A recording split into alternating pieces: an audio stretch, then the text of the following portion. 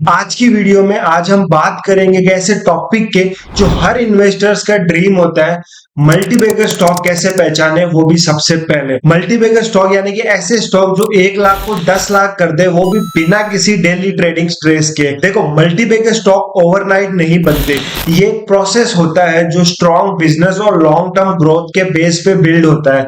और सबसे पहला रूल है, बिजनेस को समझो ना कि प्राइस को।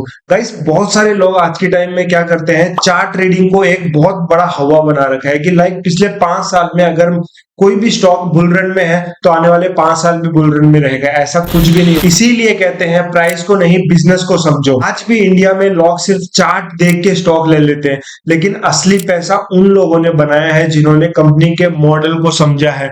देखो, अगर कोई कंपनी ऐसा सेक्टर में काम कर रही है जहां जहां पे ग्रोथ 10 साल तक रुकने वाली नहीं है, जैसे कि ईवी हो गया, defence sector, renewable energy sector या सेमीकंडक्टर सेक्टर, तो समझो यहाँ पे मल्टीबैगर स्टॉक निकलने के चांसेस बहुत ही हाई है। दूसरा पॉइंट है यहाँ पे कंपनी का मैनेजमेंट और प्रमोटर होल्डिंग्स। अगर प्रमोटर खुद अपनी कंपनी में 60-70% स्टेक रखता है और हर क्वार्टर अपना वो अगर स्टेक बढ़ा रहा है, तो समझो वो अपने बिजनेस पर बहुत ही ज्यादा कॉन्फिडेंट है। और प्रमोटर के साथ साथ मैनेजमेंट भी बहुत ही इंपॉर्टेंट रोल प्ले करता है, क्योंकि अगर कोई भी कंपनी का मैनेजमेंट खराब हुआ तो वो कंपनी आने वाले टाइम में अच्छा परफॉर्म नहीं करेगी और आपके पैसे डूब सकते हैं। इसके लिए गाइस आपको बहुत ही रिसर्च करनी पड़ती है, खासकर मैनेजमेंट के लिए, क्योंकि इजीली डाटा अवेलेबल नहीं है। So always check management before buying any stock. तीसरा यहाँ पे आता है उसका डेट लेवल या debt to equity ratio. Multibagger कंपनियां कभी भी डेट के बोझ में नहीं होती। डेट टू इक्विटी मेरे ख्याल से 0.5 से नीचे ही होना चाहिए। मतलब इसका मतलब अगर कंपनी ग्रोथ कर रही है तो वो अपने प्रॉफिट के पैसों से होनी चाहिए, ना कि लोन के पैसों पे। यहाँ पे चौथा पॉइंट आता है सेल्स और प्रॉफिट का कंसिस्टेंट ग्रोथ। अगर कंपनी का सेल्स और प्रॉफिट 3 से 5 साल में 20-25% CAGR से बढ़ रहा है, तो एक ये हेल्थी सिग्नल है।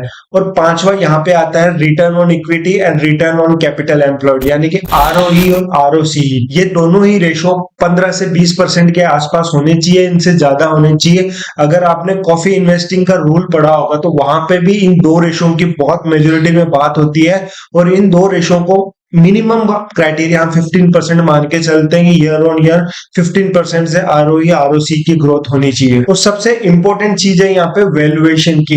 जब सब लोग उस स्टॉक्स के पीछे पागल हो जाते हैं तब एंट्री नहीं करनी चाहिए, क्योंकि वो बहुत एक हाइप में होता है। एंट्री तब लो जब कंपनी स्ट्रांग है लेकिन मार्केट उसको इग्नोर कर रहा है, जैसे डिक्सन हो गया, टाटा एल्क्सी, दीपक नाइट्राइट जैसी कंपनियां। इन सब में अर्ली इन्वेस्टर्स ने कंपनी के प्रोडक्ट और ग्रोथ पोटेंशियल को समझा जब ये मार्केट उन्हें अंडरवैल्यूड कर रहा था।